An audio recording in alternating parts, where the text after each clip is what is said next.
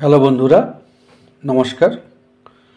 আমি আজ আসলে অভিভাবকদের জন্য এই ভিডিওটা বানালাম। আমরা যারা অভিভাবক, আমাদের ছেলেমেয়েরা স্কুলে পড়াশোনা করে, অনেক সময় শারীরিক অসুস্থতার কারণে স্কুল বা বিদ্যালয়ে যেতে পারে না এবং পরীক্ষাও দিতে পারে না। ফলে তখন একটা সমস্যা তৈরি হয়। তখন বিদ্যালয়ের প্রধান শিক্ষককে দরখাস্ত লিখতে হয়, অ্যাপ্লিকেশন লিখতে হয় বাংলায় বা ইংরেজিতে। এখানে বাংলায় তুলে ধরলাম আমি,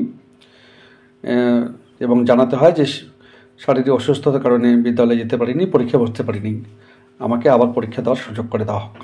তো সেই অ্যাপ্লিকেশনটা বা দরখাস্ত বা আবেদনপত্রটি কীভাবে লিখবেন এবং লিখে আপনার বাচ্চার হাতে দেবেন, সেটা একটু যদি দেখেন আপনাদের কাজে লাগবে বলে আমার বিশ্বাস।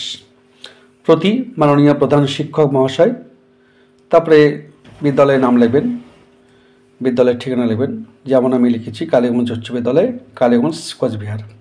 বিষয় লিখবেন পরীক্ষায় অনুপস্থিতির জন্য দরখাস্ত। তারপর লিখবেন মহাশয় মহাশয়া, সবিনয় বিনীত নিবেদনের সহিত আমি জানাইতেছি যে আমি আপনার বিদ্যালয়ের নবম শ্রেণীর একজন নিয়মিত ছাত্র বা ছাত্রী, ছাত্র হলে ছাত্র লিখবেন, ছাত্রী হলে ছাত্রী লিখবেন, যে কোনো একটা লিখবেন। আমি অসুস্থতার কারণে গত যে তারিখে যেতে পারিনি সে তারিখটা লিখবেন। তারিখের পরীক্ষায় অংশগ্রহণ করতে পারি নাই, যে পরীক্ষায় অংশগ্রহণ করতে পারিনি সেটা কোন তারিখের সেটা উল্লেখ করবেন। অতএব মহাশয়ের নিকট প্রার্থনা, আমাকে উক্ত পরীক্ষা দেওয়ার ব্যবস্থা করিয়া বাধিত করিবেন। ধন্যবাদান্তে বিনীত আপনার একান্ত অনুগত ছাত্র বা ছাত্রী লিখবেন। তারপরে ছাত্রছাত্রীর নাম লিখবেন, ছাত্রছাত্রী সাইন করবে আর কি। তারপরে লিখবেন কোন ক্লাস, কোন বিভাগ, রোল নাম্বার কত, বা দেখে লিখবেন আপনার একটা নিজস্ব ঠিকানা, মানে আপনার ঠিকানা লিখবেন সংক্ষেপে, যেমন আমি লিখেছি কালীগঞ্জ, কোচবিহার। তারপর তারিখ দেবেন। আবেদনপত্রটা আপনি লিখবেন, নিচে ছাত্রছাত্রী সই করবে, যাতে এই আবেদনপত্র লেখার সময় কোনো ভুল না হয়।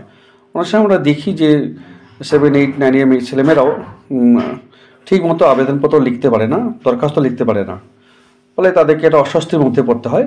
তাই অভিভাবকদের কাছে আমার অনুরোধ, আপনারা নিজে লিখে ছাত্রের হাতে বা ছাত্রীর হাতে এই আবেদনপত্র পাঠাবেন, তাতে ছাত্রছাত্রী সই করবে, ব্যাস এইটুকু।